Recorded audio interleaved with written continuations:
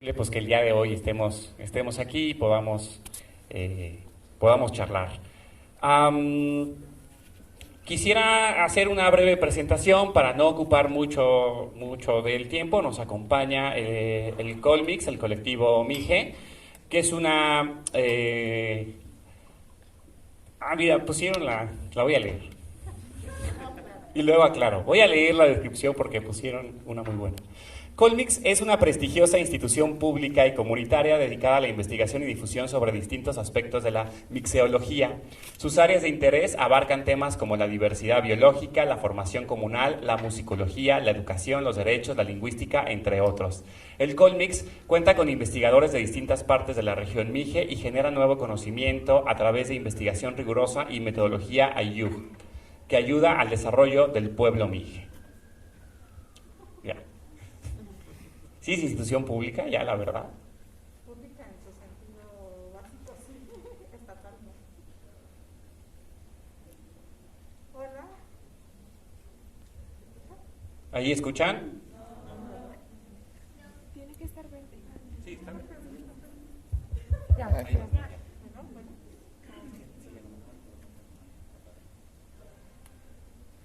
Bueno, Schnash Namuk, also die skoje penete jam mientja, but ham ayukhoy, no, ayukhoy, naiden akashpok sheñash.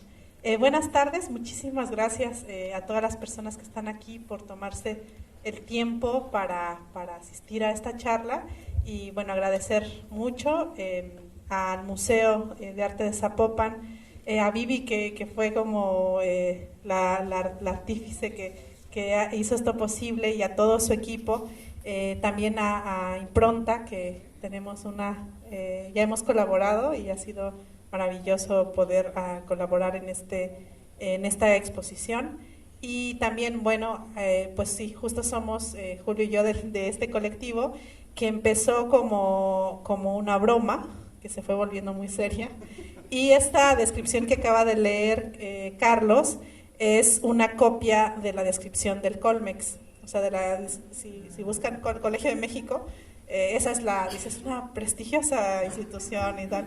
Entonces, justamente alguna vez, junto con otra compañera del colectivo, estábamos platicando sobre la importancia de que, bueno, nos gustaba mucho la investigación, nos gusta mucho, pero la academia era un espacio en el que no es, o sea, la academia es un espacio para hacer investigación, pero que también queríamos estar en nuestras comunidades, ¿no? Entonces, que era posible hacer investigación fuera de esa academia y decíamos, sí, imagínate algo comunitario, algo que, ¿no?, que ese conocimiento pueda ayudar, y empezamos a pensarlo y alguien dijo, no me acuerdo muy bien quién, algo así como el Colmex, ¿no?, pero comunitario, sí, como el Colmix, y entonces surgió como una broma el Colmix y por eso describimos así y es un anhelo, ¿no?, que sea así.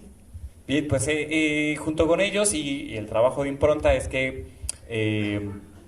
hemos montado la exposición aquí en la sala de lectura. Y bueno, como decía, bueno, nos acompaña Yasnaya, nos acompaña Julio César y eventualmente llegará también Antonio Ayuaneme. Él es birrárica, residente en Guadalajara y bueno, yo supongo que en cualquier momento hará su aparición. El tema que el día de hoy, bueno, nos trae aquí es discutir entre nosotros, en conjunto con todos ustedes, la escritura, la impresión en lenguas indígenas. Y voy a leer un pequeño parrafito que hace parte de la exposición, un poco para contextualizarnos, y luego ya voy a ceder el micrófono a Julio y a Yasnaya para que comencemos, digamos, con las partes que más nos inquietan al respecto de este tema. Las lenguas indígenas han sido generalmente categorizadas como lenguas sin tradición escrita. Esto evidencia dos prejuicios: la idea de que las lenguas con tradición escrita son mejores y la idea de que las lenguas indígenas no cuentan con esa tradición. En esta mesa se abordarán distintos aspectos involucrados en el desarrollo de la cultura escrita de las lenguas indígenas en general y del Mije en particular.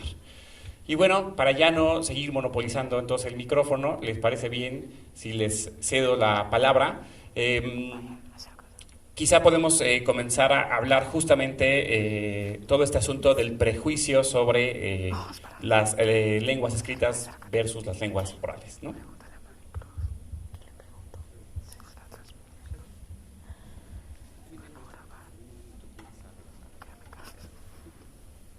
Sí, yo creo que justamente esta exposición que desarrollamos con Impronta pone en crisis esos dos grandes prejuicios, ¿no?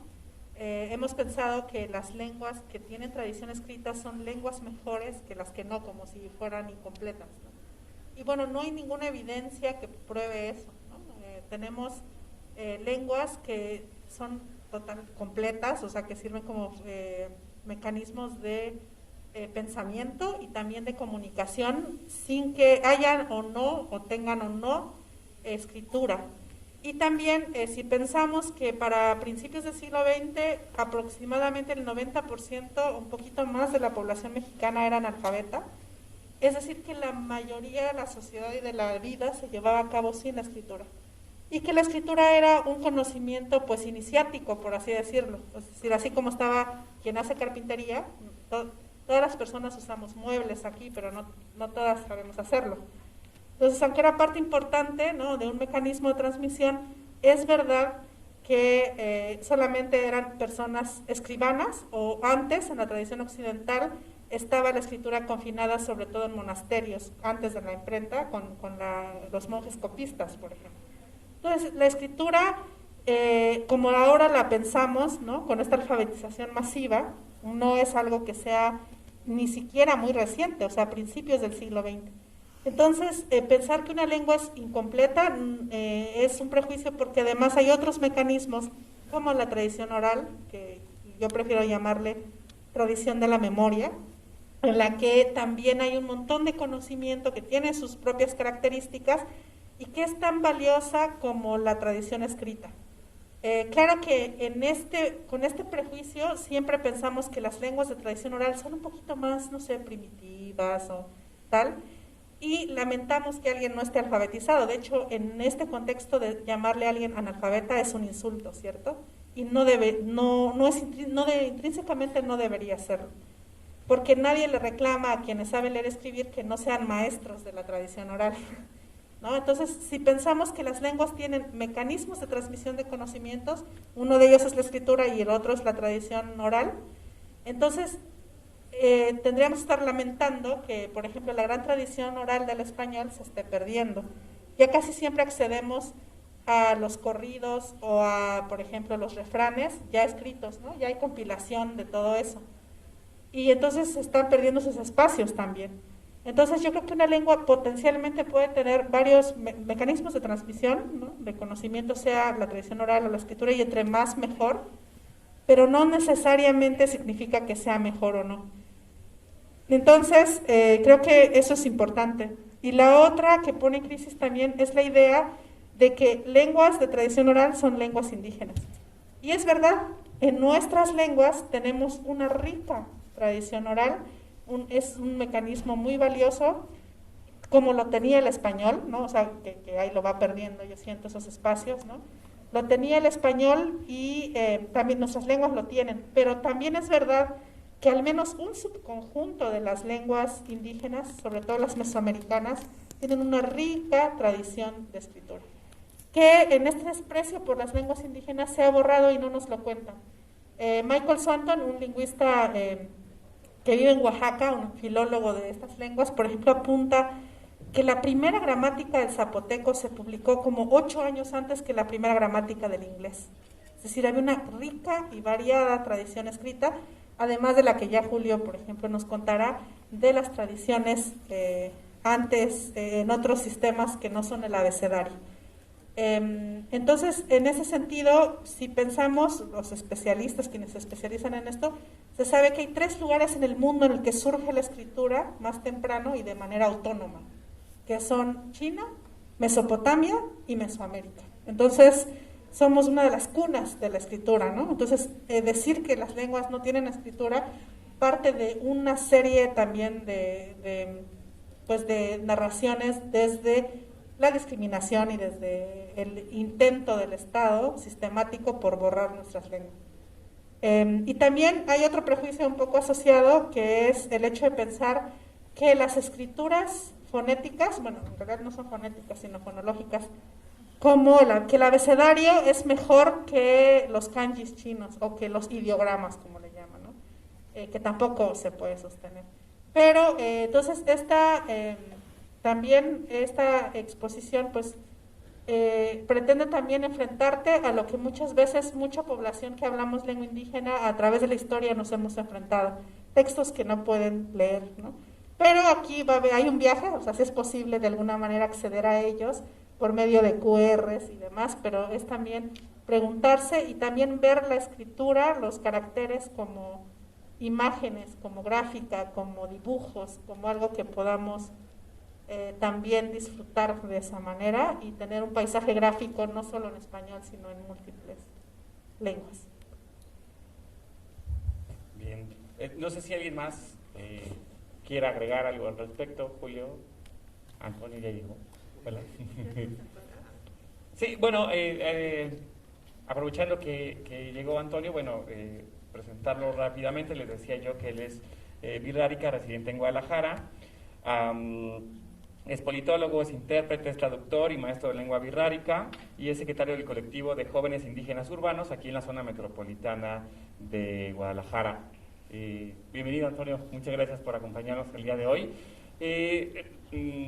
Bueno, estamos justamente hablando sobre este prejuicio que hay en torno a las lenguas escritas, las lenguas orales, las lenguas ágrafas, ¿no? Porque de alguna forma también la lengua escrita es... Entonces,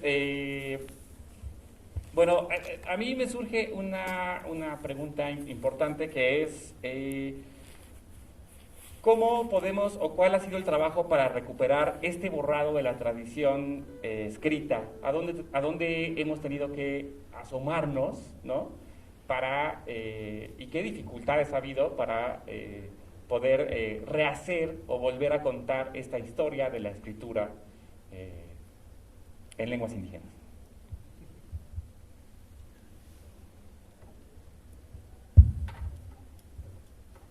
Tenspio guktakta discuido kuyam mendo de mata mayat kapshmasiak.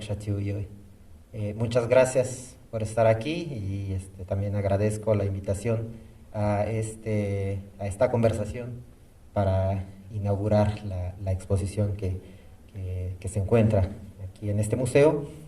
Yo creo que para abonar a lo que acaba de compartir Jazz, esta historia respecto a cómo se ha difundido esta idea de que las lenguas indígenas no se escriben o no tienen una tradición escrita, pues ha tenido mucho éxito esta idea incluso dentro de los pueblos indígenas, ¿no?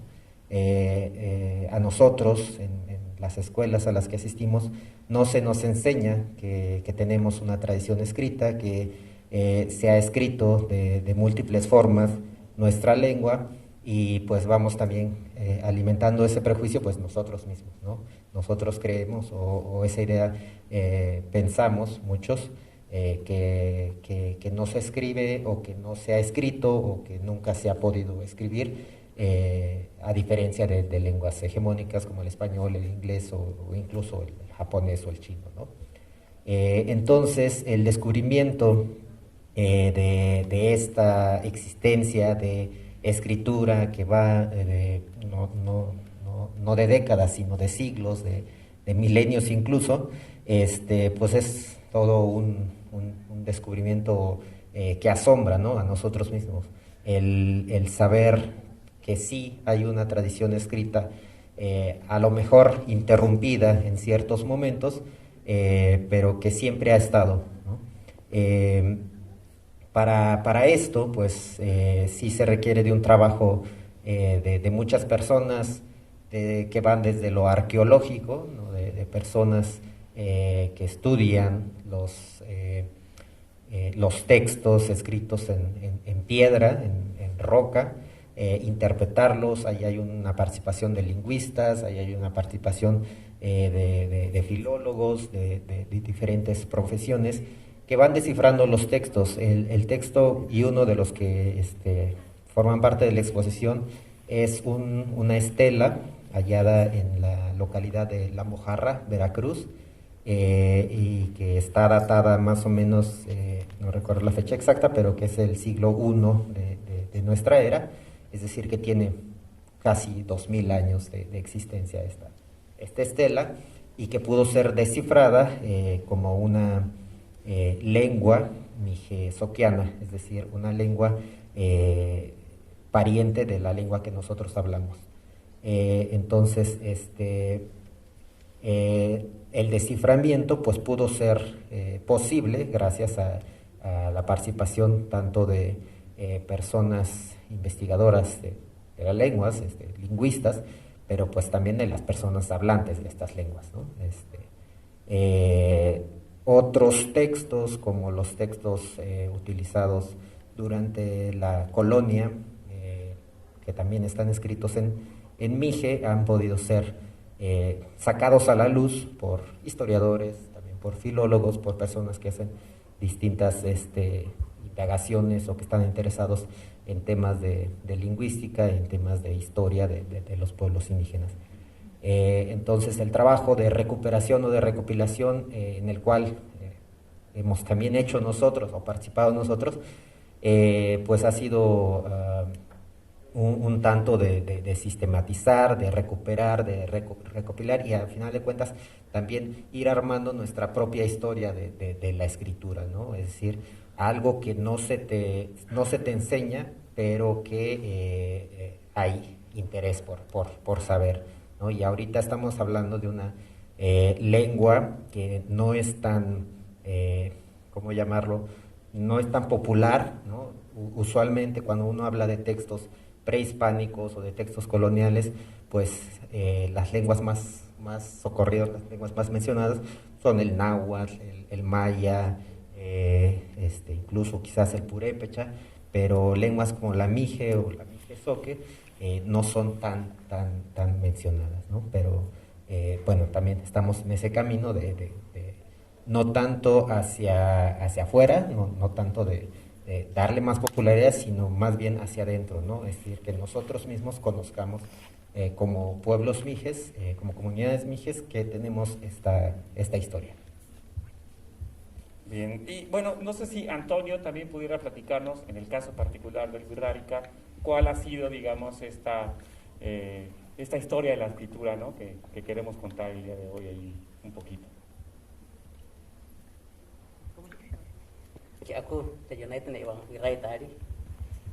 Pues primero que nada disculpa por llegar tarde. La esclavitud urbana no me dejó llegar a tiempo. Pues primero que nada gracias por la invitación. Estoy muy contento de estar compartiendo este conversatorio con ustedes. En relación a lo que estamos hablando, bueno, yo estoy aquí porque hice una traducción de la introducción a esta exposición en lengua wixárika, y a raíz de eso estoy aquí en esta mesa con ustedes. Pues el caso de la lengua wixárika es un poco distinto, ¿no? Como a esta clasificación que hacen algunos intelectuales sobre las culturas y lenguas mesoamericanas, de las que existe evidencia, ¿no? De esta tradición escrita precolombina. En el caso wixárika es un poco distinto, de acuerdo a lo que hay a la luz hasta este momento, ¿no? Pues para nosotros la escritura como tal en castellano pues parece una novedad. Es de aproximadamente desde los 80s que se empieza a trabajar en la gramatización de la lengua, en particular por la Universidad Pública del Estado de Jalisco, a través de la Universidad de Guadalajara, con pues, lingüistas que empezaron a trabajar con los primeros profesionistas wixárika.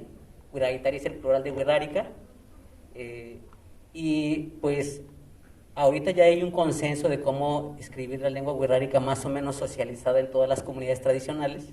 En Jalisco hay 4 comunidades tradicionales, el resto está repartido entre Nayarit y Durango, y pues es una novedad. Hay muchas dificultades en el tema de la difusión de la escritura. Creo que solamente personas especializadas o con funciones muy específicas, como es el mío de ser traductor, pues tenemos acceso a este conocimiento, y también por esta dificultad de que muchos paisanos y paisanas pues no tienen esas oportunidades educativas, ¿no? Pues de tal forma que la escritura como tal pues está como que en 2 campos, yo veo, ¿no? Por un lado, en un campo de élite, ¿no? O sea, de los académicos, de eventos con escritores indígenas de México y de Latinoamérica, y eso es lo que se hace en la lengua wixárika. Y por otro lado tenemos pues la lengua que se habla en las casas, ¿no? El trabajo en el espacio doméstico, en los espacios de convivencia urbanos, ¿no? y hablo muy desde la realidad pues de los indígenas Huiraitari que viven en la ciudad, en la zona metropolitana de Guadalajara, y pues a eso se limita en cuanto a la lengua y a la escritura en la ciudad. También hay un movimiento muy interesante de jóvenes Huiraitari, youtubers y cosas que están surgiendo ahora, ¿no? Que a través de las redes se están haciendo presente la escritura con memes y publicando, ¿no? Escribiendo en Wixárika, y ahí es donde surge la crítica del otro campo que les decía, de la academia, de decir que cuál es la forma correcta de escribir, ¿no?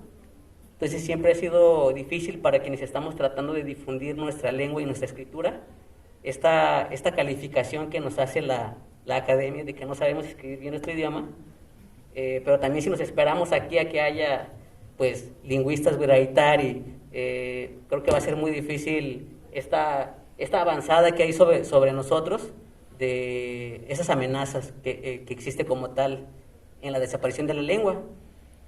Cabe decir que la lengua Wixárika pues no es una lengua que tenga un riesgo a nivel regional, porque es una lengua viva, es una lengua compleja que tiene, al menos desde mi punto de vista, 3 campos, ¿no? O sea, el Wixárika se habla así coloquial, el Wixárika que se habla en las asambleas políticas, que requiere otro tipo de vocabulario, otro tipo de lenguaje corporal, ¿no? Y el lenguaje espiritual, que es dominado por los y las maracate, que son como, digamos, los chamanes, como desde afuera se les puede llamar, o cantadores, ¿no? Y ese es otro nivel de dificultad de la lengua. Pues total que todo para decir que en nuestra cultura existe la palabra, ¿no? Que usamos para decir escritura, que es Utlárika o Utsika, depende de la variante, pero existe una palabra que está relacionada justo a lo que decía Yasna ya hace un momento, de escribir, de hacer dibujos, por ejemplo, en las jícaras sagradas que se entregan en los lugares sagrados, las jícaras que portan las mamás o las mujeres, toda esa actividad de estar dibujando se le conoce como Utlárika, pertenece a ese campo de acción. Entonces, también pues hay una tradición de cuadros escritos a través de las visiones de los conocedores de la tradición, que pueden ser como una antesala, yo creo que a la escritura, y creo que la conclusión es que finalmente esto de la escritura pues siempre ha sido parte de una estrategia de discriminación, ¿no? Finalmente es una manera de siempre mantener a las culturas que tienen otro tipo de tradiciones orales pues en este lugar, ¿no? De menos que la cultura escrita y occidental, ¿no? Sí, claro, eso decíamos un poco al comienzo justamente, ¿no? De cómo pareciera que una lengua escrita es mejor que una ágrafa, ¿no? Entonces, y cómo eso no es más que un prejuicio, digamos, en cierta manera. Sí, o sea, no suponiendo, pero la escritura, digamos, entonces, de una lengua, pues puede estar atravesada de manera histórica y política, por instituciones, por actores capaces de ejercer el poder sobre eso. Y quisiera un poco que fuéramos hacia ese lugar, porque también es un poco lo que nos inquieta en Impronta, ¿no? Es decir, ¿quién decide justamente lo que tú decías, Antonio, ¿no? Por ejemplo, es más o menos evidente cómo está regulado el castellano a partir de ciertas instituciones muy particulares, ¿no? Para no meternos ahí. Y entonces, ¿qué sucede con la participación de los hablantes de las lenguas indígenas y cómo inciden en las prácticas de escritura, de impresión y de edición, ¿no? que están ahí rondando por todos lados? Híjole, escuchando tus palabras me surgen también así un montón de reflexiones y preguntas, ¿no? Y también lo que preguntas, Carlos. Yo creo que, bueno, si vemos la historia de la escritura del español, también podemos tener algunas pistas, ¿no? Ahorita, por ejemplo, está toda la discusión del famoso lenguaje incluyente, que pone, o sea, hay hechos políticos e ideológicos atravesando la escritura, y eso es sin lugar a dudas, más allá de lo técnico de cómo represento tal fonema, hay un montón de política, prejuicios, ideología atravesando nuestras prácticas de lectura, de escritura, etcétera.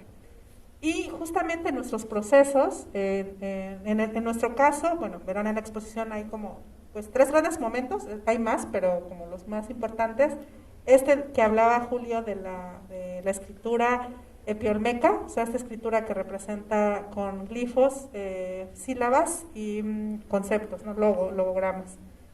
Y después hay un uso de un entusiasmo en la región mije, de hecho, con la llegada del abecedario latino, pero en muchos casos los escribanos en la época colonial mijes escribían en náhuatl. De hecho, en su comunidad, por ejemplo, hay un gran resguardo de documentación de la administración local, pero en náhuatl. Entonces, mijes escribiendo en náhuatl, ¿no?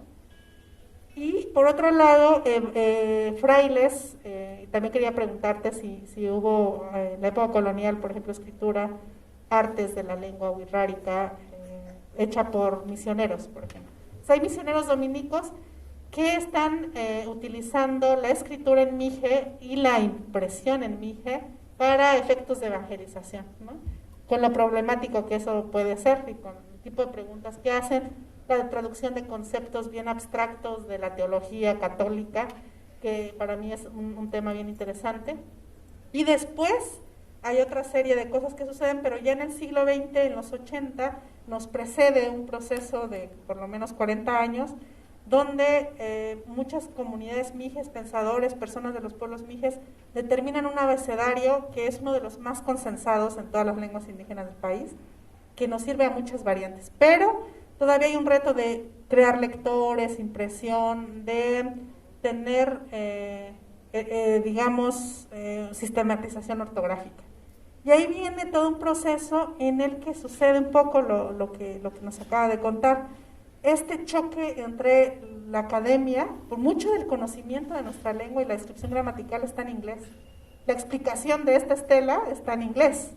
Entonces ahí hay un filtro, ¿no? Mucho el conocimiento de nuestra gramática y lengua está en inglés y eso es lamentable porque muchos no lo conocemos.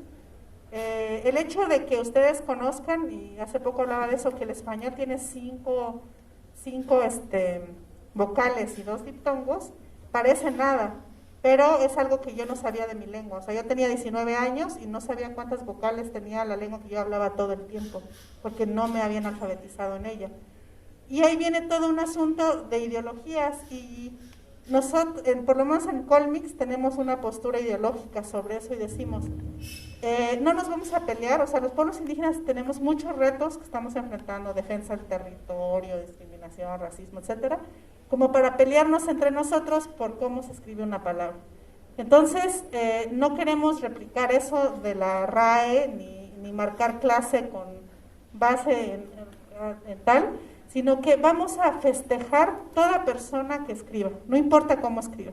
Le vamos a decir, miren, en Colmix hemos llegado, esta es nuestra propuesta. Si te gusta, pues genial, y vamos consensando, pero si no te gusta, vamos a celebrar siempre que escribas, y si de nosotros depende, no te vamos a obstruir ninguna publicación, ¿no? O sea, no vamos a decir, tú escribes mal y nosotros bien, sino, eso es lo que sucedió en español. O sea, cuando el Quijote que tanto habla, ¿no? La lengua de Cervantes, que cuando se publicó el Quijote, el segundo tomo, es verdad que no había consenso. Había 4 maneras distintas de escribir la palabra ortografía, y las 4 publicadas. Y así con muchísimas palabras. Entonces, ¿cuál va a ser la que va a quedar? ¿La de los académicos? ¿La de los memes, el wixárika que se usa en los memes? ¿O la de los académicos? Bueno, al final la que se use más. O sea, la que cree más lectores y más entusiasmo. Eso no está en nuestras manos. Pensar que podemos regular eso es un poco, la historia nos dice que no. Entonces, por lo menos, no sé, cómo se hace el proceso, me interesa mucho cómo se nuestras lenguas, es una postura ideológica de Colmix. No te vamos a juzgar por cómo escribes, vamos a celebrar que escribes y te vamos a decir, tenemos, claro, nuestra sistematización. Si gustas publicar o hacer una alianza, pues mira, tenemos estas opciones, pero si no, lo importante es que estás escribiendo en un mundo que te dice que tu lengua no vale nada, y eso ya es un acto que nos hermana, ¿no? Y se irá regulando, entre más lo usemos, pero también está esto, ¿no? Que cada vez están perdiendo más hablantes, y entonces podemos seguirnos peleando por la ortografía, y después tener una ortografía súper consensada para una lengua que ya nadie habla.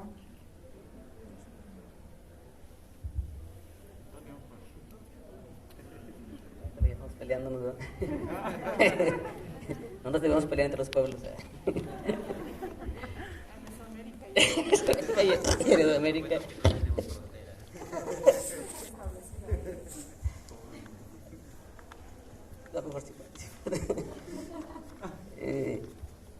Ya ves, por andar bromeando. Digamos, la pregunta es, así como sucede un poco absurdamente en el castellano, de qué instituciones regulan, cuáles son los actores que de pronto dicen la buena, mala ortografía, todos estos prejuicios que también existen en torno a la escritura, ¿no? ¿Qué sucede en el caso del Wixárika? ¿Y quién decide qué se publica, cómo se publica y estas cosas, ¿no? ¿Cuál es la situación? Sí, pues yo creo que todos los frentes son valiosos al final de cuentas. Lo lamentable es esta parte donde creo que no se están haciendo, no existe una buena comunicación, como dicen, en todos los problemas de este tipo. Sí, por ejemplo, acá bromeamos de que, pues, si va a haber una WIRAE, ¿no? que regule...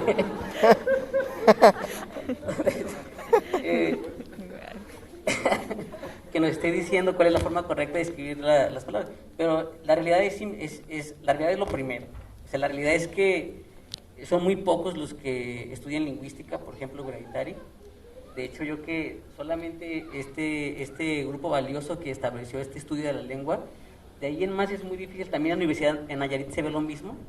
No hay mucho interés por parte de los Wixárikas de, digamos, preocuparse por el idioma escrito, ¿no? Son muy contadas las personas que ahorita están estudiando esta parte de la lingüística o tratando de hacer acciones por la lengua, y supongo que es porque tiene que ver con la seguridad que provoca la región de decir, pues aquí está aparentemente vivo, no va a pasar nada. Creo que a los que más nos preocupa un poco la lengua es los que estamos afuera. Los que estamos afuera somos los que estamos viviendo cotidianamente en carne propia la discriminación, y vemos cómo las nuevas generaciones de Wixárika que o viven en la ciudad o tienen procesos educativos fuera de sus comunidades, pues estamos dejando de antemano la lengua, ¿no? Y ya no se diga la escritura, ¿no?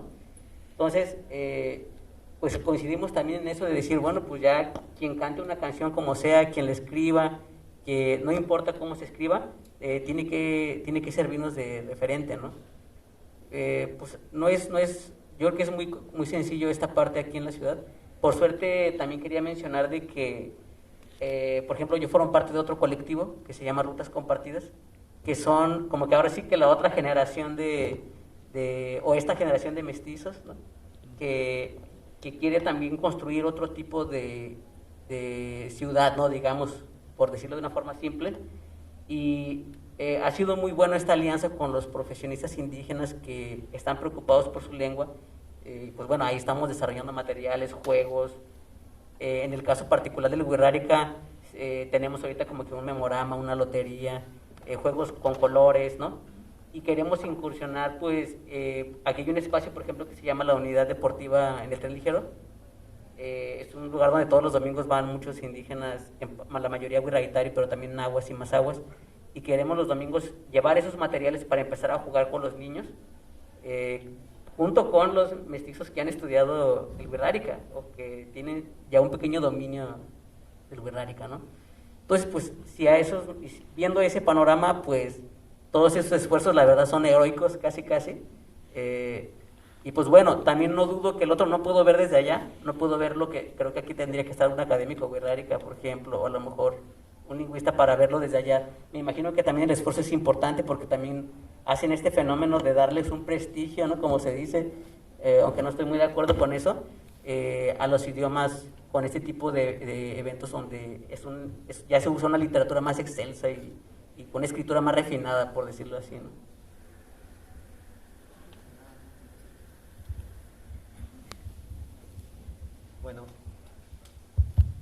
Bueno, pues quisiera añadir justo en esta discusión de cómo escribir bien o cómo no escribir bien, que está muy determinada por el español, por la lengua española. Afortunado o desafortunadamente, hemos aprendido que el español tiene una asociación pues muy directa entre la letra y el sonido que produce. Entonces, en muchas lenguas indígenas, pues tratamos de reproducir ese proceso, ¿no? La asociación letra-sonido, letra-sonido. Pero yo me pregunto, ¿qué hubiera pasado si hubiéramos sido alfabetizados en otras lenguas en las cuales eso no es tan directo, ¿no? Que para una misma letra puede tener dos diferentes sonidos dependiendo de cómo se escribe, ¿no? Por ejemplo, el clásico ejemplo del inglés con la letra A, que su sonido va cambiando dependiendo de qué palabra está, ¿no? Quizás eso hubiera marcado preguntas distintas y soluciones distintas a las cuales nos enfrentamos al escribir dentro de las lenguas indígenas en la actualidad, ¿no? Entonces, lo primero que hay que hacer es justo darse cuenta de esta asociación que hacemos a partir del español y olvidarla, ¿no? Es decir, lo primero que tenemos que hacer es decir, no, una letra no te va a representar un sonido o va a representar el sonido que tú quieres que represente, ¿no? No es como que la A siempre va a sonar de esta manera y la E siempre va a sonar así y la K, la G, la S va a tener cada uno de ellos. Entonces, pues eso, ¿no? Es decir, comenzar a ver las lenguas desde sus propias reglas y no transferir las reglas del español a la de las lenguas indígenas. Bien, bueno, digo, una observación al respecto de eso, solo no quiero ser de abogado del diablo, pero el alfabeto latino, al tener caracteres limitados, nos permite imprimir con mayor facilidad. Hay un mito o hay una historia, digamos, de cómo la imprenta o el tipo móvil que inició previamente en China era muy complicado porque se necesitaban muchos tipos móviles, más de los que podemos tener en castellano, ¿no? Entonces pareciera también que esos alfabetos que representan sonidos tuvieron así como su éxito porque cuando llegó la imprenta tenían un reducido número de caracteres, ¿no? Y eso es así como todo un tema. Yo quisiera jalar entonces todavía más la discusión hacia lo que nos pues a lo que nos invita el día de hoy y preguntar entonces ¿cómo se percibe o cómo se realiza el sistema ya de producción artística, ¿no? ¿Cómo se confrontaron, digamos, a la idea del espacio museístico a partir de usar la escritura como elemento, pues, para la creación de piezas? ¿Yo? O sea, me estoy autopreguntando. Ajá, te voy a hacer ahora yo una pregunta, ¿no? O sea, pues nosotros tenemos toda esta escritura en un proceso político, histórico, además con un sistema bilingüe de educación que en realidad no es bilingüe, que es un fraude, que lo diga, pero es una simulación. Entonces, ¿cómo para mí era justamente, ¿no? También en todo lo que imprimes y es político porque transmites mensajes, ¿no? Entonces estaba yo muy contenta de ver el cuidado que se puso a imprimir en una lengua como el mije, que eso no es lo común a lo que estamos acostumbrados ahorita, ¿no? Por las condiciones materiales, no porque el mije valga menos.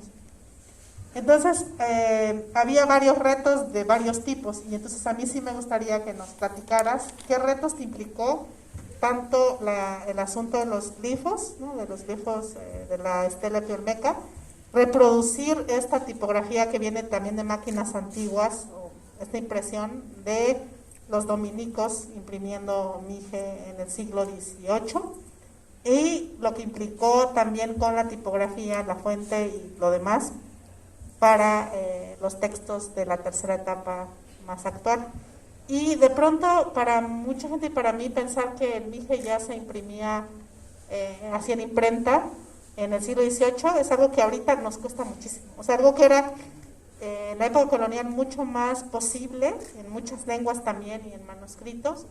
De pronto, ahorita, no sé cuántos siglos pasaron y otra vez se está imprimiendo mije con las máquinas de impronta, con parecido a lo que se hizo hace 300 años, 200 años. Eso es muy interesante, entonces también me gustaría que nos platiques. Bueno, pues digamos que en un sentido así como más o menos estricto, pues nosotros seguimos el flujo de producción editorial habitual que existe en un comienzo, ¿no? El más convencional. Es decir, recibimos el manuscrito, en este caso Colmix se da la tarea de producir y curar, ¿no? Lo que vendrá en las piezas, decidir el discurso curatorial. Y entonces una vez que lo tenemos que decidir cómo poner eso en un papel, ¿no? La dificultad quizá un poco autoimpuesta es que usamos estas máquinas antiguas, las máquinas de impresión tipográfica, ¿no? O el resurgimiento del letterpress, que pues no, poco o nada utilizan, digamos, ya los sistemas de composición digital o de fotocomposición. Es decir, tarde o temprano todo se tiene que ver en una mesa y se va a estampar en una máquina, ¿no? O sea, la virtualidad de la pantalla, aquí hicimos algunos trucos que no los voy a contar el día de hoy, pero para poder avanzar, pero el problema, claro, es que cuando nosotros vamos trabajando, pues por ejemplo, y hacemos un texto o en español o a veces lo hacemos en inglés, pues somos hablantes de la lengua, ¿no? Y entonces conocemos alguna serie de convenciones que hay en torno a cómo componer una página a nivel ortotipográfico. Y acá, pues no las conocíamos. Entonces, digamos que estábamos componiendo y diseñando los textos, las piezas a ciegas, ¿no? Y gracias a la comunicación con el Colmix, pues ya nos iban dando luz para no cometer muchos errores. Eso lo vuelve mucho más tardado y tiene implicaciones pues de muchos tipos de implicaciones económicas, tiene implicaciones en el equipo de trabajo, tiene implicaciones para todos nosotros, pero digamos que esa idea de romper ese flujo de producción que existe a partir de volver eficiente la producción editorial a grandes volúmenes, ¿no? Para que eso salga a la venta,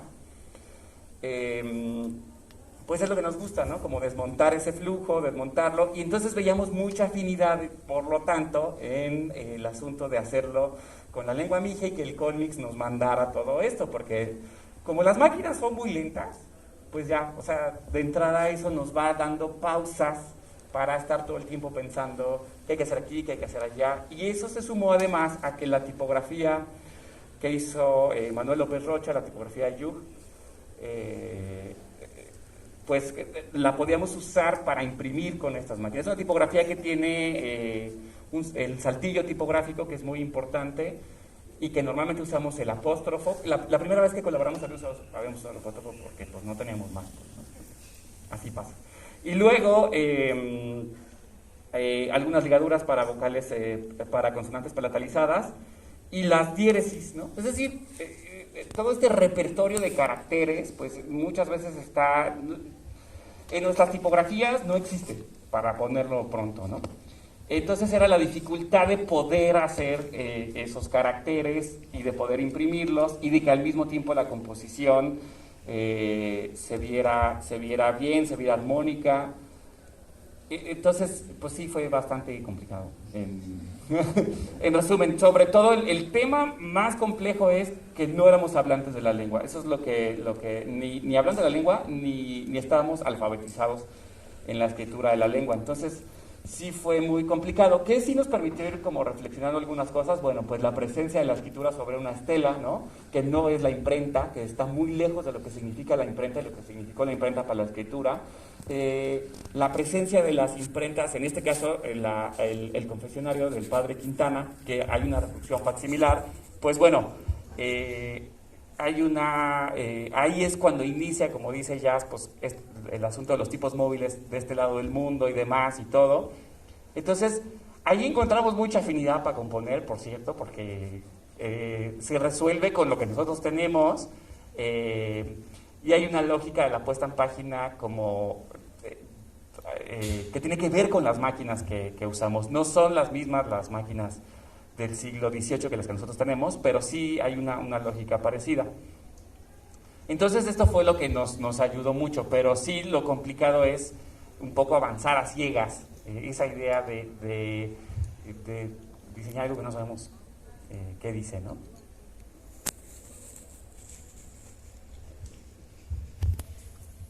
muchas gracias y nada más una preguntita. En muchos casos esto que hace impronta, ¿no? O sea, que es en estos tipos, se vuelve como algo de lujo, ¿no? Un artículo de lujo en este contexto. ¿Cuál es la postura de impronta que hemos platicado y que me parece muy interesante sobre hacer eso, pero con lenguas indígenas para contrarrestar tal vez un poco, no sé cómo decirlo, la fetichización de verlo como artículos de lujo, ¿no? De pronto puede volverse así. Entonces... Sí, digo, y suele pasarnos mucho también por todo el resurgimiento del movimiento del letterpress, de la impresión artesanal, incluso el uso de la serigrafía y demás, cuando muchas veces puede terminar en una especie como de caja de cristal, ¿no? Entonces, pues se vuelve eso, un objeto de lujo. Para nosotros ha sido la constante reflexión y el constante diálogo. Y caro. Y caro, sí, y caro. Y el constante diálogo dentro del taller, ¿no? O sea, lo primero y lo que tenemos bien claro para las 11, 12 personas que estamos ahí trabajando todo el tiempo es que la producción editorial debe ofrecernos una vida digna. Y no se hacen libros, a lo contrario, ¿no? No es como esta idea que tenemos de tiene que llegar el libro y tiene que llegar el libro. Bueno, si el libro no llega y todos los demás tenemos una vida digna, eso está genial para nosotros. Y hemos tenido que constantemente, para que no se vuelva caro y demás, pues estar un poco jugándole a la diversificación del espacio, ¿no? Viendo de aquí y de allá, a partir de ciertas astucias, cómo podemos ir,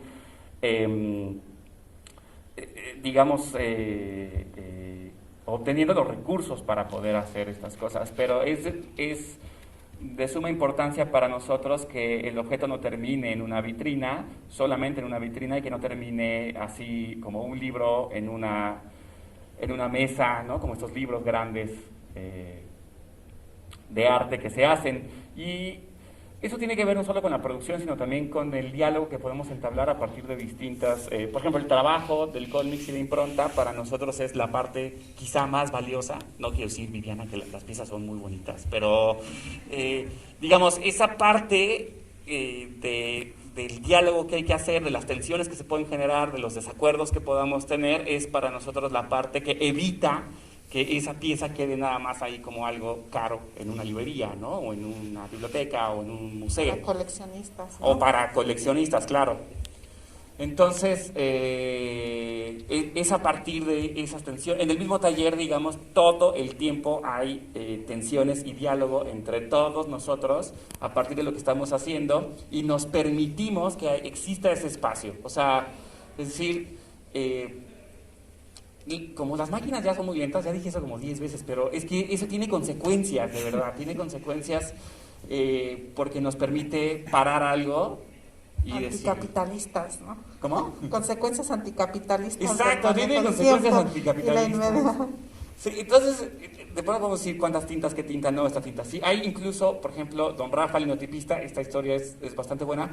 Hicimos alguna vez un libro sin lomo y él decía, eso no es un libro. Yo no sé qué sea, pero no es un libro, ¿no? Y entonces entró toda una discusión casi ontológica. ¿Por qué existen libros en lugar de no existir libros? ¿No? Nos sentamos ahí todos a dialogar eso. Y eso es lo que para nosotros como que es parte de lo más valioso, pues, ¿no? Sí, yo creo que es muy importante puntualizar esto para la gente que a lo mejor no conoce tanto sobre los idiomas indígenas, que pues hay letras especiales que necesitamos para nuestros sonidos, ¿no? Por ejemplo, en el caso del Wixárika está la KW, que por ejemplo para decir serpiente, ¿no? Aunque se oiga como si dijera Q, estoy diciendo Q, como con KW, ¿no? Más suave. O la vocal que no existe en el español, que es la U, que le llaman la I herida, y esa pues... cuando te pide una traducción rápido, ¿no? Pues tú nomás le pones la más, el signo de más, porque pues no tenemos esta forma de una letra que simbolice esa, ¿no? Entonces ya entró como un consenso de que una traducción rápida, pues que tenga la más, ya es esa vocal, ¿no? Como que todo el mundo ya, los braguitari que escriben o que saben leer, pues entienden que es esa vocal. Entonces yo creo que muchas veces incluso son decisiones muy difíciles porque pues el registro civil cuando llegó a la sierra fue en los 60, más o menos, y pues mucha gente no pensaba que lo que se iba a registrar ahí era para siempre, ¿no? Ay, pues ahora cómo poner, bueno, voy a poner, pues, pero luego después de eso se cambiaba el nombre, y ya luego descubrieron que ese documento era para siempre, ¿no? Entonces, pues, anteriormente, pues, como era un símbolo de los colonizadores, digamos, pues todo el mundo se ponía nombres en español. Y ahorita lo que está sucediendo con la nueva generación de padres y madres, pues, es poner los nombres que son soñados por los abuelos o las abuelas, y que usan estas vocales, ¿no? Pero es una dificultad porque te metes en un problemón, porque, pues, cómo vas a tener la credencial, el acta de nacimiento, etcétera, con esa vocal, ¿no? Tiene unas implicaciones que sería muy caro, ¿no? Para el Estado que garantiza nuestros derechos, ¿no?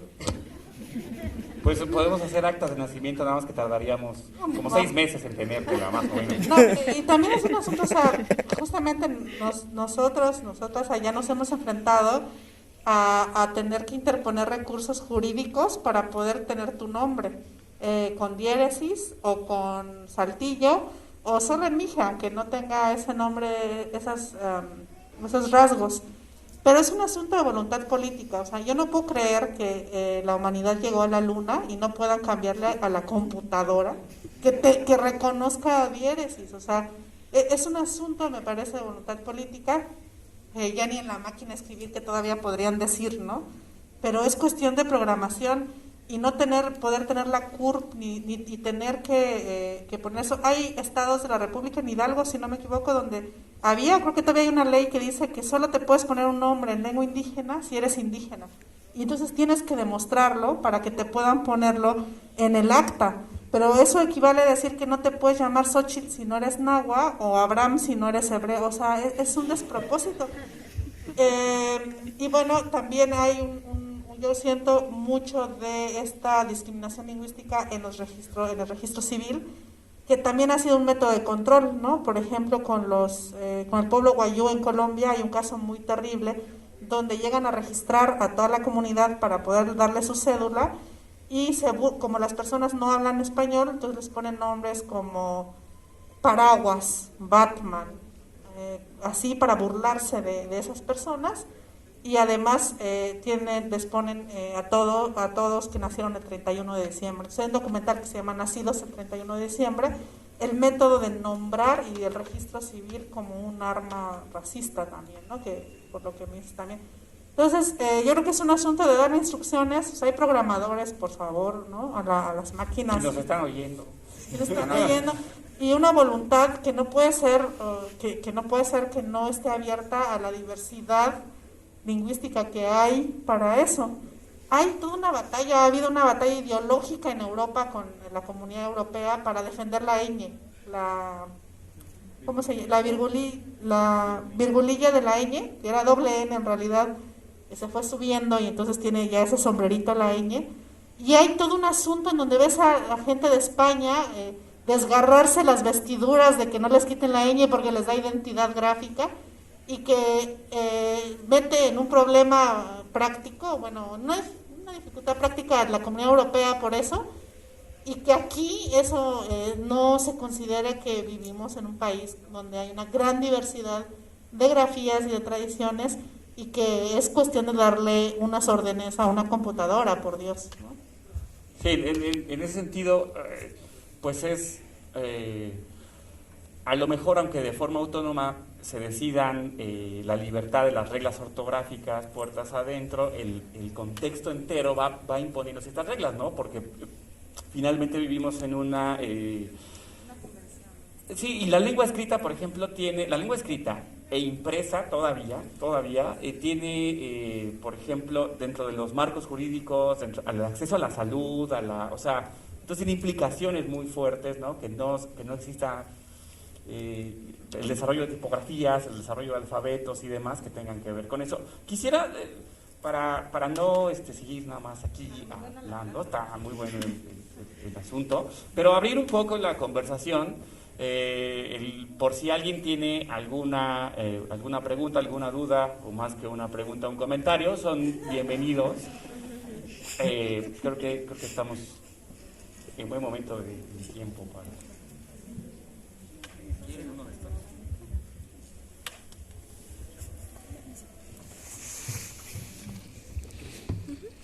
muy buenos días a todas, a todos. Muchas gracias por este esfuerzo. Y bueno, me quedé con la duda, ¿de qué pueblo eres, compañero? Y esto que me asombra mucho, tuve la oportunidad de conocer Santa María Tlahuitoltepec, que como ves tiene nombre en náhuatl, pero en ayuk o en su lengua, ¿qué nombre tiene Tlahuitoltepec? De hecho, este Tamazulapan, que también es en náhuatl, y pues, su montaña sagrada, ¿no? Que Zempoaltepetl, el lugar, Zempoal o 20, y bueno, en esta tradición a mí me movió, de hecho, bueno, estoy aquí porque escritura epiolmeca, mije, nahua, y hay esta interacción, y ustedes tienen sus nombres también para los pueblos, y me asombró ver en el edificio de gobierno de la municipalidad los nombres en letra ayuk y los topónimos en náhuatl. Entonces, digo, qué riqueza y qué gran esfuerzo cultural están haciendo por defender eso, que es multipluricultural, y se está dando la batalla gráfica. Los felicito a todos, a cada una de ustedes, y también, bueno, el esfuerzo que comparten, ¿no? Como emisario, como embajador de los Huiráricas, y también impronta y el museo. Es un esfuerzo conjunto admirable, los felicito a todas, pero por favor, si nos puedes comentar de qué pueblo eres. Sí, gracias. Sí, soy de Tlahuitoltepec, que justo es un topónimo náhuatl. El nombre de mi comunidad en Mije es Xamgosh. Entre las comunidades mijes tenemos nombres, tenemos topónimos para todas las comunidades, y son topónimos en Mije. El hecho de que ahora se conozcan los topónimos nahuas, pues obedece a dos razones, ¿no? La primera es que la lengua mije, cuando llegaron los españoles, pues no era de uso tan extendido como sí lo era el náhuatl, ¿no? La primera interacción de los españoles fue con, digamos, la primera interacción más directa, más extensa, fue con hablantes de lengua náhuatl, y por lo tanto ellos fungieron como sus traductores, ¿no? Después, cuando ocurrió la conquista, se estableció una villa española allí en la Sierra Norte, y los españoles llegaron acompañados de un grupo de personas del centro de México, que se establecieron allí junto a la villa, hoy conocida como Villa Alta, y ellos fungían como traductores. Durante la colonia, muchos de los trámites, muchos de los asuntos relacionados con el aparato colonial se daban en lengua náhuatl, no en mije, no en español, ni en zapoteco, ni chinanteco, que son las lenguas que se hablan allá en la sierra, sino que eran en náhuatl. Entonces se fue fijando la toponimia náhuatl en lugar de la toponimia mije.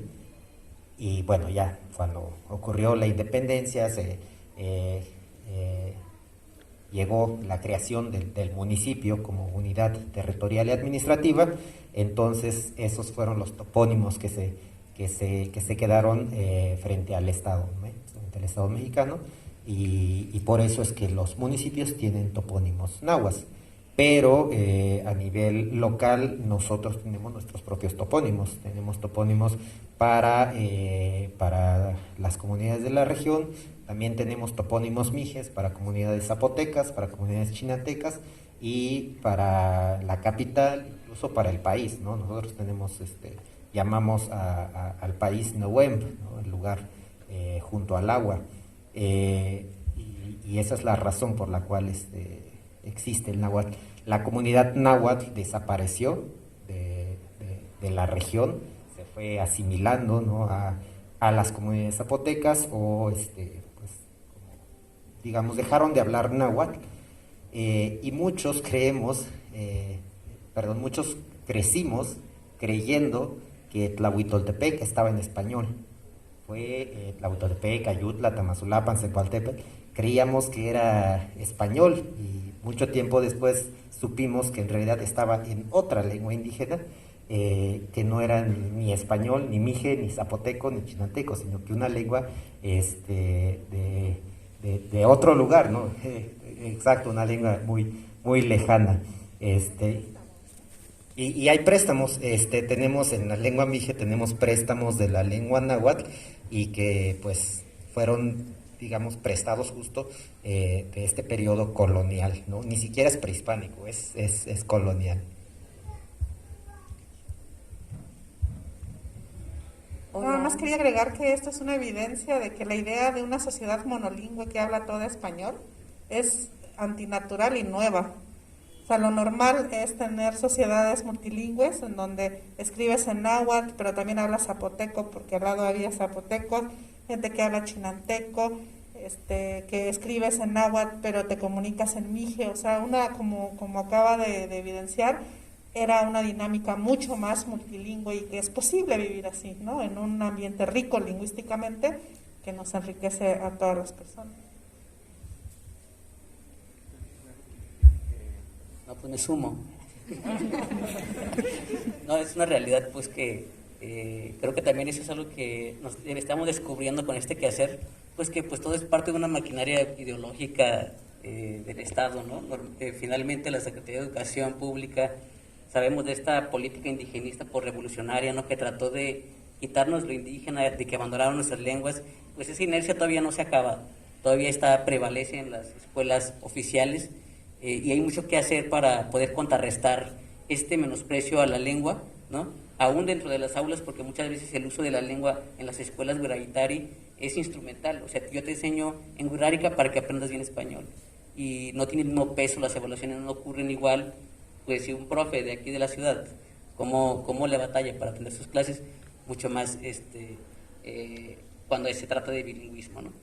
Que aquí en México se llegó a decir pues que el problema indígena, ¿no? El problema se le vio como un problema a esta pluralidad lingüística. Inclusive hay un caso aquí en la zona metropolitana de Guadalajara en la que unos maestros mandaron a un centro psiquiátrico a unos niños por considerar que tenían dificultades de aprendizaje a raíz de que hablaban su lengua, ¿no? Son casos pues, de esta década, ¿no? Digamos.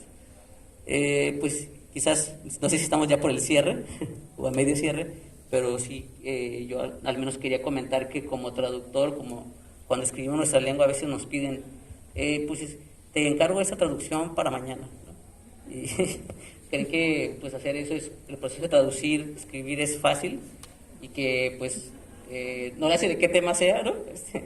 Tú dale y entrégalo mañana. Creo que falta mucha comprensión. También a veces creen que así como lo mandamos, si se mueve el Word, pues ya cambian las palabras a veces, y en nuestras lenguas que son distintas, pues tiene muchas implicaciones. Por eso es que creo que también es reconocer este esfuerzo que se hace y de mencionar también lo que implicaría realmente tener una sociedad multicultural, tan cursi que se oye, tan bonito que se oye, pero conlleva muchas implicaciones, ¿no? Creo que es una reflexión que nos tenemos que llevar. ¿Hay otra pregunta? Hola. Hola. Tengo una pregunta de la compañera Lucía del colectivo de Rutas Compartidas y es la siguiente.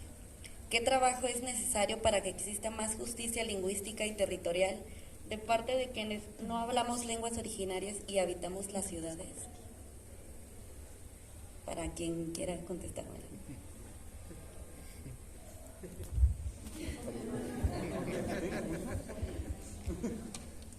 Antonio, quizá, que es parte del colectivo, pues ellos que están haciendo un trabajo de Disculpa rescate. por el robo de tiempo. Es por la misma causa. No, pues de esas reflexiones se han suscitado en las clases. Por ejemplo, surge este debate de, bueno, yo pago por una clase como mestizo, ¿no? Por ejemplo, no les cobramos a los Wurragitari que quieran aprender a escribir su idioma, pues para eso hay beca completa, digamos, ¿no? Pero en el caso de los mestizos, pues sí les cobramos, pero aparte de eso les tratamos es lo que tratamos de hacer en el colectivo, de que haya reflexiones, ¿no? De vez en cuando nos chutamos lecturas de Yasnaya y otros intelectuales, otras personas que podríamos considerar que bien hablan figuras en este debate, ¿no? Nacional. Y entonces pues a veces la gente me dice, oye, pero ¿es de lengua? ¿O por qué tengo que reflexionar? O sea, ¿por qué tengo que hablar, comprender o leer? algunos referentes que son importantes para comprender la situación de las lenguas, ¿no? Porque finalmente, pues como se ha dicho aquí, las lenguas indígenas no son lenguas mundiales, comerciales, ¿no? Sino que conllevan otra historia distinta, y por lo tanto es importante no solamente conocer la lengua y las peculiaridades de las culturas, que es lo primero que les llama la atención a la gente que no es indígena, sino comprender de una forma crítica, porque finalmente, como el problema del racismo es un problema relacional, pues no es que si nosotros nos vamos a meter la solución, sino que conlleva, creo que, una responsabilidad compartida. Ahí por lo menos a lo que hemos llegado es a esta obligación de alguna forma de los alumnos a meterse en actividades, por ejemplo, como ahorita que estamos tratando de desarrollar materiales para los niños indígenas urbanos. Esa es una línea de trabajo que estamos desarrollando para tratar, ya que nos deje el COVID, pues de tener ese trabajo de recuperación. Estamos creando en conjunto con los no indígenas videos que se transmiten en las redes, muy concretos, muy pequeños, donde se puntualiza alguna característica de las lenguas y las culturas indígenas que se imparten en este colectivo. Entre otros esfuerzos, por ejemplo, hay un programa de radio cada semanal. Esta semana se tuvo a un náhuatl de El Salvador, que nos comparte, ¿no?, cómo es su variante, porque bueno, recordando lo que decimos de los nombres que tienen nuestras comunidades en náhuatl, todo México, ¿no?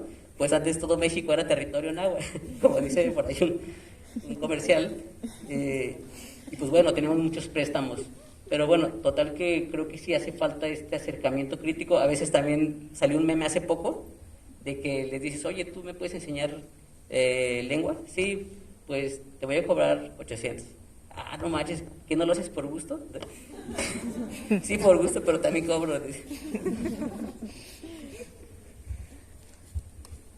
Muy interesante, muchas gracias. Sobre todo, bueno, nosotros estamos ahorita viviendo en comunidad, entonces ver la perspectiva de cómo se organizan en contextos urbanos es muy interesante, considerando que las proyecciones son que en unos 50 años más o menos, la mayor parte de la población indígena va a ser población urbana. Entonces eso es muy interesante. De por sí que ya existen ciudades como Juchitán, ciudades indígenas, ¿no? O sea, lo indígena no es igual a rural siempre. Entonces esto de recrear lazos comunitarios de resistencia antirracistas en contextos urbanos va a ser algo fundamental que ustedes ya están ensayando y practicando, ¿no?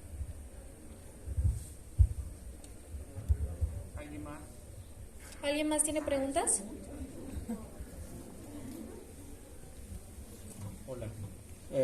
Yo quería preguntarles cómo hicieron estas piezas, si desarrollaron una fuente tipográfica que tenga la capacidad de tipear, o acomodaron cada pieza por pieza como si fuera un dibujo vectorial o un lettering, y si eso les costó mucho trabajo en la manera de acomodar los troqueles.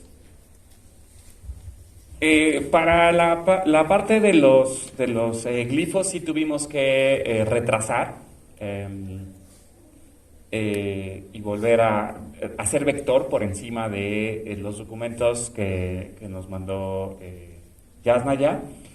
Incluso hubo un accidente en el retrasado y se perdió una nariz.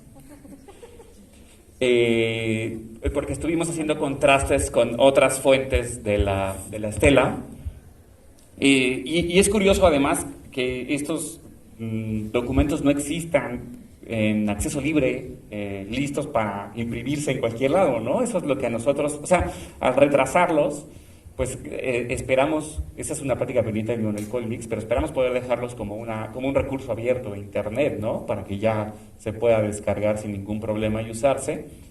Le ponemos la nariz, desde luego, a la estela. En el caso de los facsimilares del siglo XVIII, ahí se usó una tipografía Garamond sin ningún problema. Sí tuvimos que hacer ahí fotopolímero, es decir, creamos la tipografía, la vectorizamos y se mandó a hacer una placa de fotopolímero con suficiente altura para el estampado, como un grabado. Y para uno de los libritos que verán ahí como parte de la exhibición, hay unos desplegables que esos se los pueden llevar, por cierto. Sí, ¿verdad?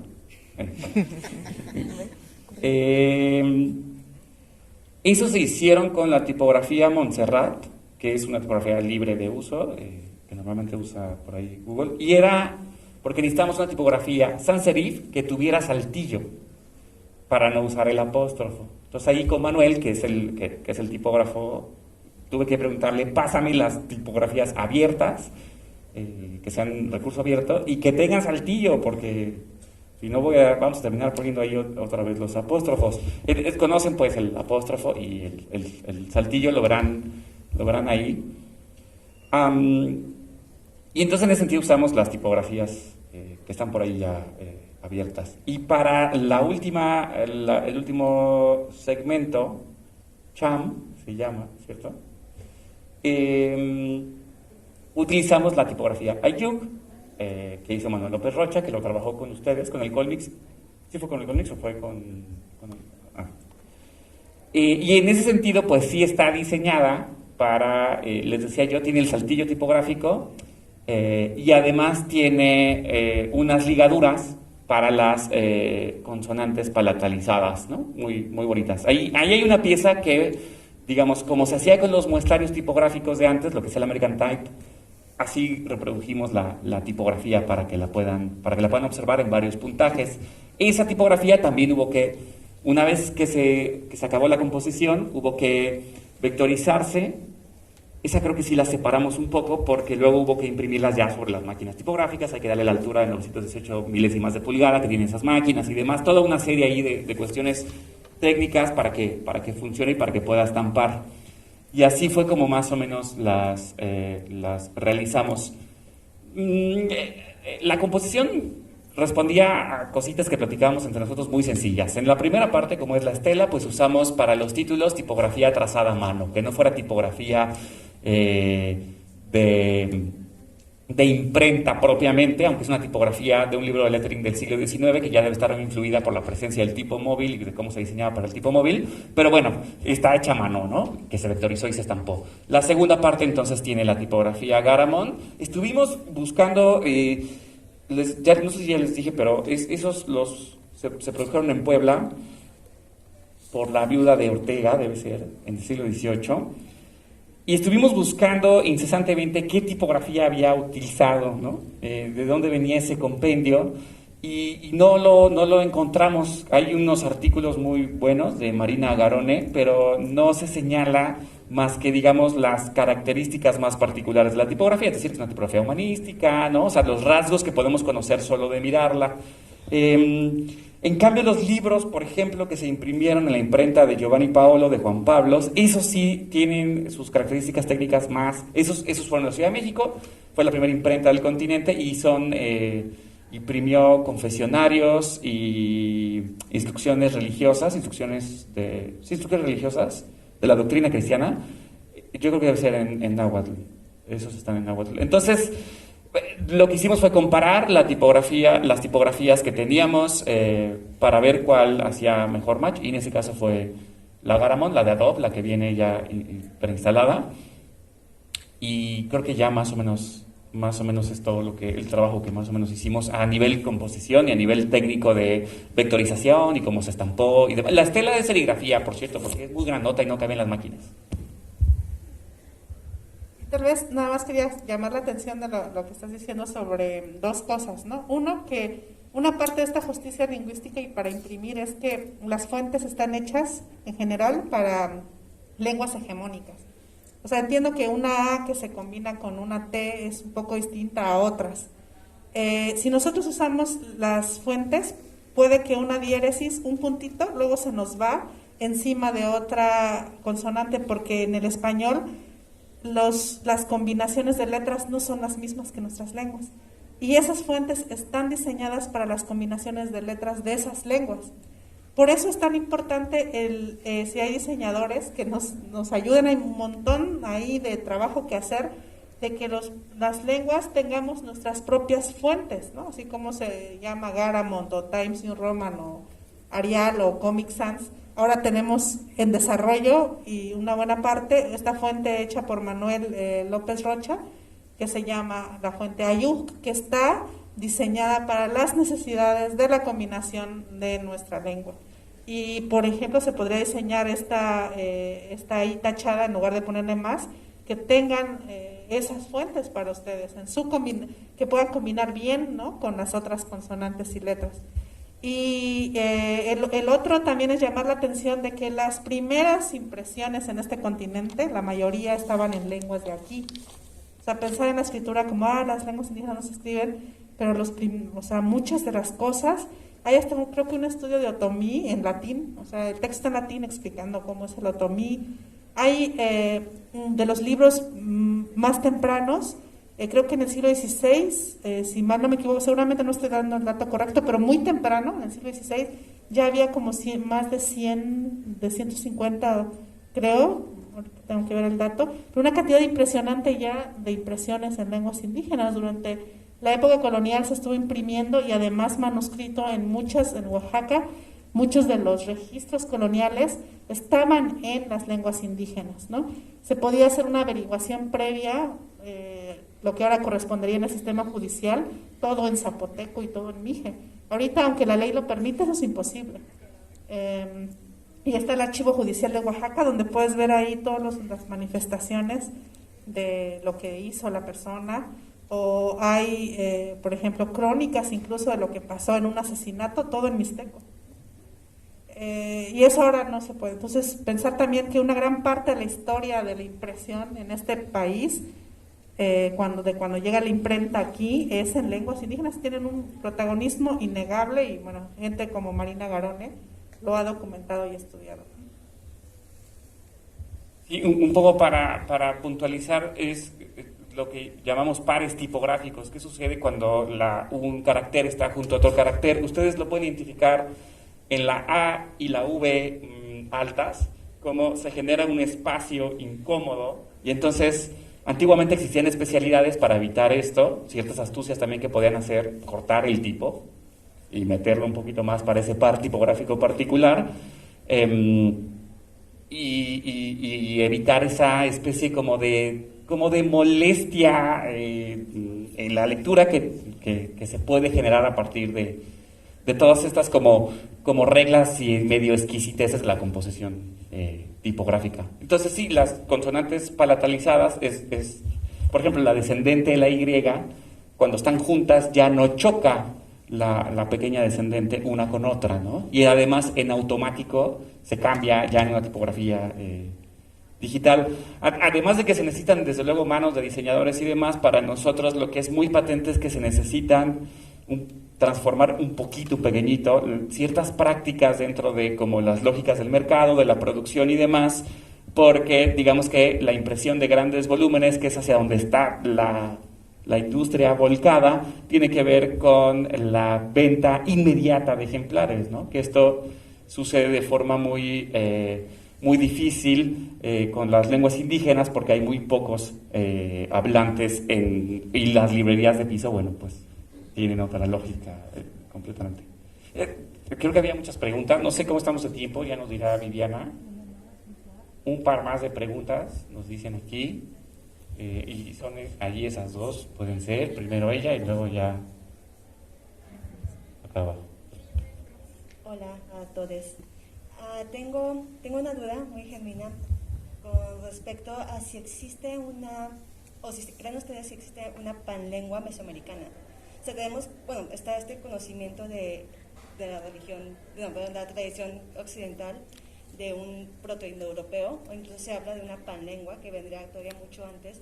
Y si no creen que teniendo nosotros como un origen quizá mesoamericano en los olmecas o los olmecoides, hay un principio de una lengua que después, con las variaciones de la geografía, de la historia, del crecimiento de esta multiculturalidad y plurilenguas, no hay algo ahí que una a todas. Y si no sería importante entonces vital crear gramáticas para encontrar esas similitudes entre las diferentes lenguas.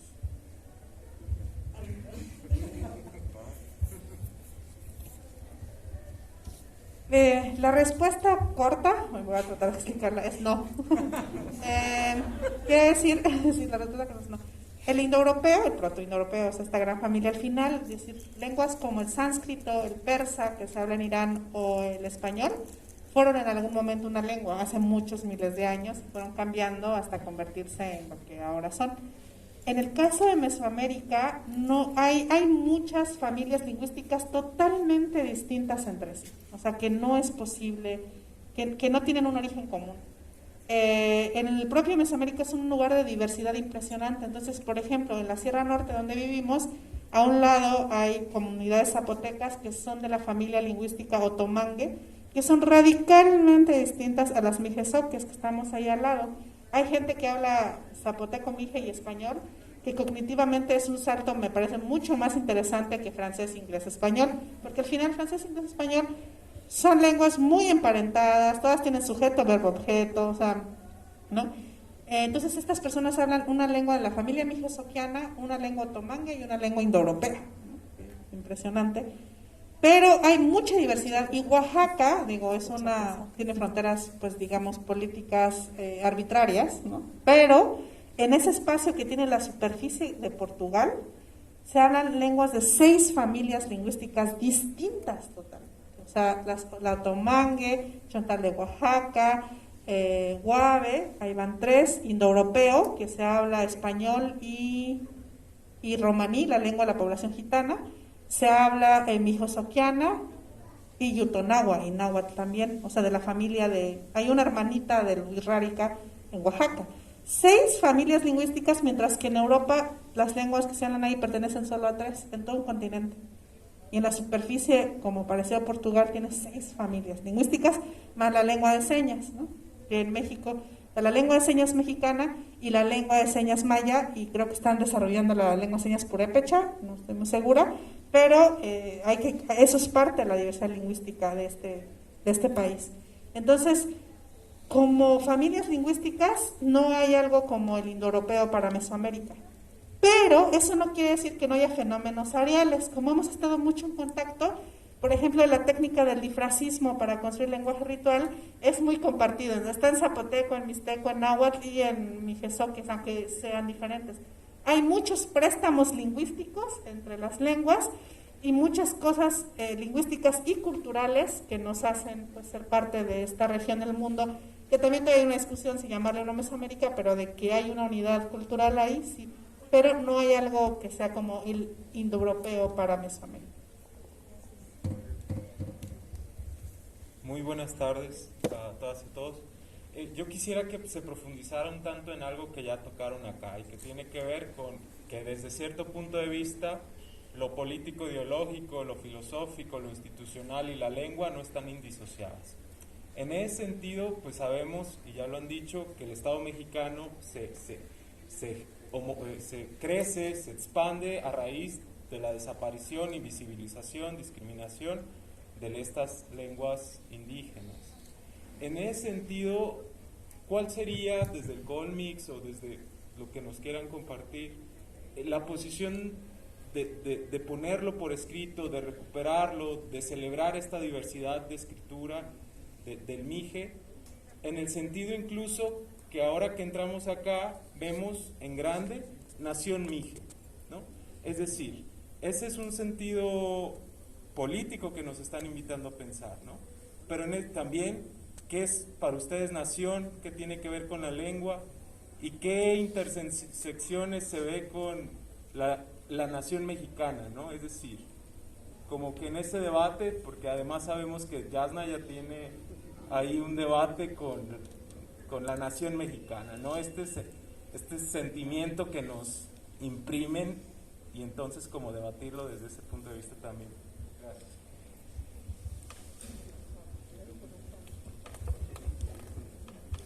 Bueno, voy a responder una parte y ya luego le damos la palabra a Yas. El mapa que está allí en la entrada lo elaboré justo como lo mencionas, ¿no? Toda escritura o en este caso una representación cartográfica también es una declaración política.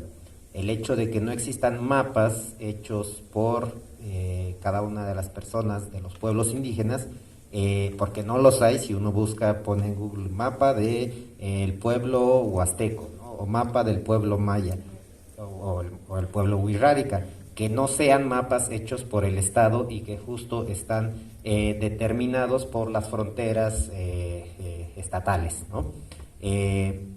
Entonces, en ese sentido, también hacer un mapa es una declaración política de que nosotros nos autorreconocemos y tenemos un territorio, estamos asociados a un espacio geográfico determinado y lo nombramos como nosotros queremos hacerlo, ¿no?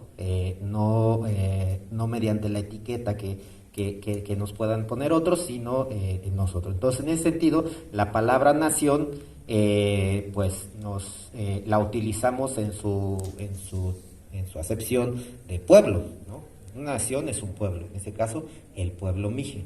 El pueblo mije con todas sus municipios, sus comunidades, sus territorios fuera de los municipios mijes, que también los hay, o las comunidades fuera de los territorios y municipios mijes, ¿no? Como poner todo lo mije dentro de un solo gráfico, pero además también hacer patente que este mismo pueblo pues tiene diferentes autodenominaciones, que abajito de donde dice Nación Mije están cada uno de los términos que dentro de las distintas variantes de Mije utilizamos para autodenominarnos, ¿no?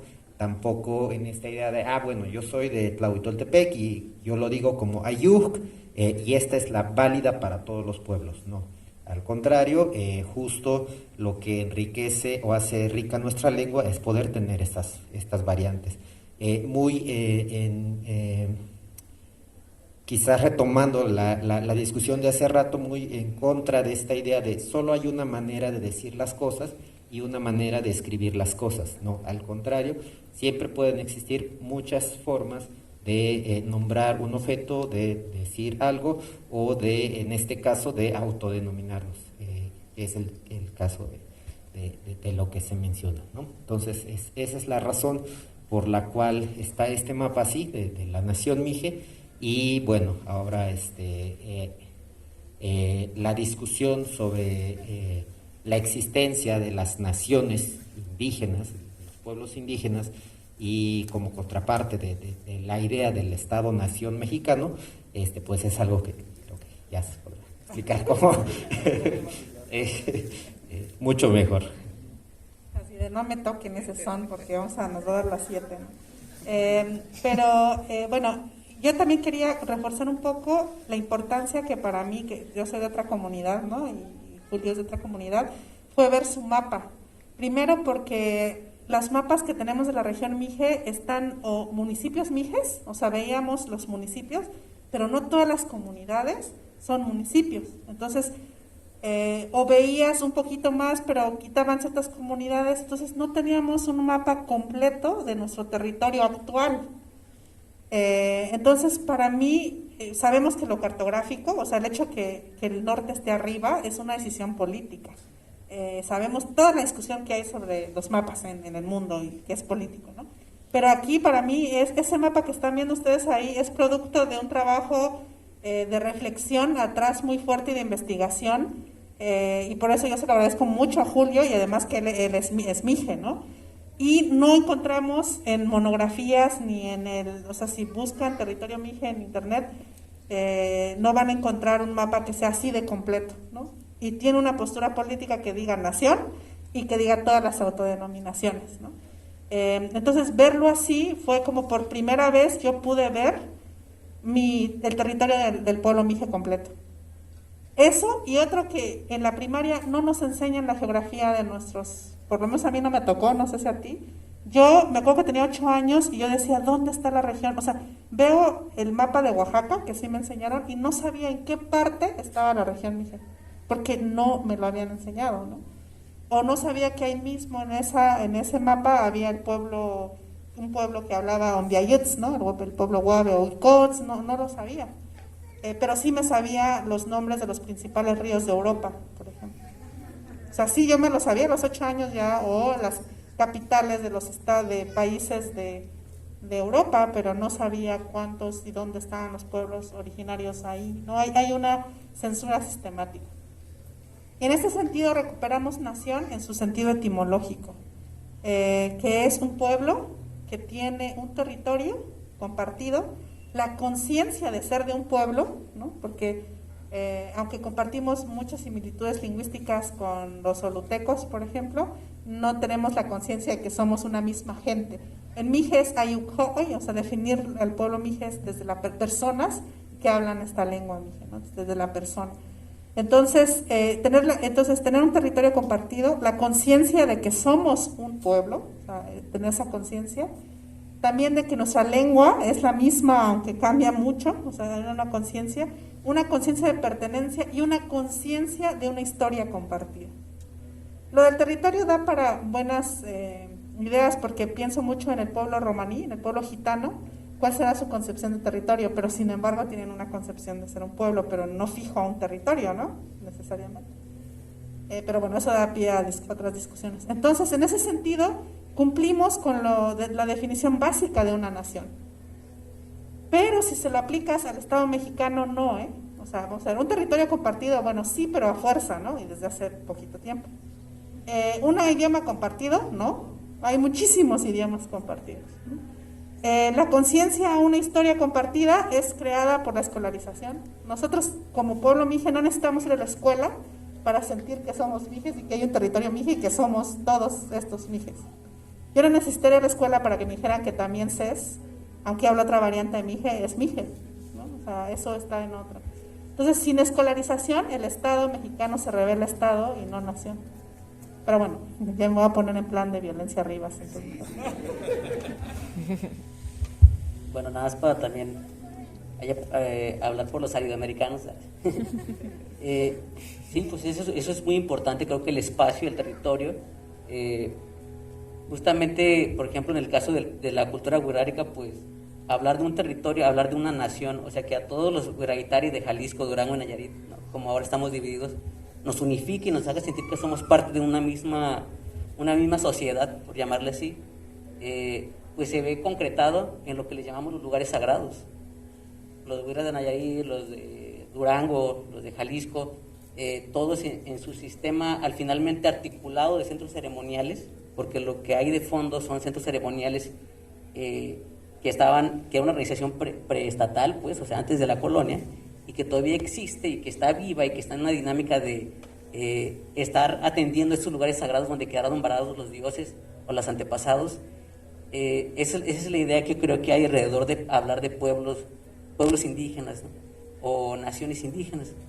Y no olvidemos también que el Estado en su momento más indigenista, cuando nos querían desaparecer, digamos, pues en la normatividad jurídica nos reconocían como poblaciones. O sea, no había yo le llamo como esta parte política de reconocer que éramos sociedades con una conciencia, pues, de un linaje de siglos, ¿no? Entonces, ese cambio que luego ocurre, que ahora ya aparecemos como pueblos indígenas, y también hay una discusión sobre pueblos originarios y eso, todo esto tiene que ver en una esfera, pues, de reconocimiento político, jurídico, cuando hablamos de una sociedad multicultural, pluricultural. Creo que todo eso, y viene de ahí también los derechos y otros debates pero sí, justamente quería hablar de eso, ¿no? Porque en los lugares sagrados, por ejemplo, hay mucho problema con la cultura guerrárica, porque dicen los que viven cerca, pero es que ustedes no viven aquí, o sea, aquí no es su territorio, ¿no? Pero pues eso es algo que desde antes se sigue yendo a San Blas, al desierto de San Luis Potosí, a la isla de los Tlacranes de Chapala, a Cerro Gordo, Durango, y a una cueva sagrada que está en nuestro territorio, para mantener este cosmos y este orden con los ancestros y con el bienestar de las personas guerraritarias, ¿no? Bueno, pues parece que ya se nos acaba el tiempo. Ha sido una plática muy, muy amena, muy bonita. Los invitamos a que pasen a la exposición entonces de Biombo hoy, un poquito más abierta, ¿verdad? Para ver si todo esto que le estamos contando está ahí, no está ahí, son mentiras o qué, pero bueno, pasen por favor y vean. Por último, nada más para abonar un poco la última pregunta, pues en Impronta lo que más nos preocupa es que a partir de pequeños gestos se abran horizontes para pensar en otras formas de organización, en el caso particular de la edición y de la impresión, y esto pues no significa, por ejemplo, que radicalmente nos vamos a oponer a este sistema de producción cultural que ya está impuesto y que está montado. O sea, quiero decir que si van y se toman un café, pues sí se los vamos a cobrar, o les vamos a vender un libro, pues con mucho gusto, pues, pero que de alguna forma queremos que haya pequeños gestos que permitan la apertura de horizontes, ¿no? De horizontes, que es un poco también lo que viene a hacer esta exposición, ¿no? De otras formas de organización aquí, incluso a nivel de composición, de diseño, de producción estética, ¿no? Y pues, no sé si... Sí, solo quería agregar, como para cerrar, que el título de la exposición hace un guiño a un juego de palabras que en mi variante el verbo para escribir es el mismo que para persona, ¿no? Entonces, el hecho que se repita 2 veces juega con los 2 significados en las 2 lenguas, ¿no? Escribir es escribir y persona, ¿no? En mi variante hace ese efecto, entonces por eso el título, ¿no? O sea, como es ser persona, escribir. Y también quería pedirle a Carlos que nos diera como algunas de por qué no es bilingüe, o sí, y cómo pueden acceder con QR a ciertos contenidos para poder leerlo y poder ver lo que está sucediendo también en esa parte. Sí, el primer ejercicio que hicimos junto con el Colmix fue una publicación de un libro que encontrarán ahí. Bueno, el fanzine que se pueden llevar es la publicación que hicimos. Y siempre habíamos discutido la pertinencia de lo bilingüe, ¿no? Es decir, qué tanto vale la pena. Incluso en algún momento también pensábamos en que fuera monolingüe, solamente en Mije, ese librito.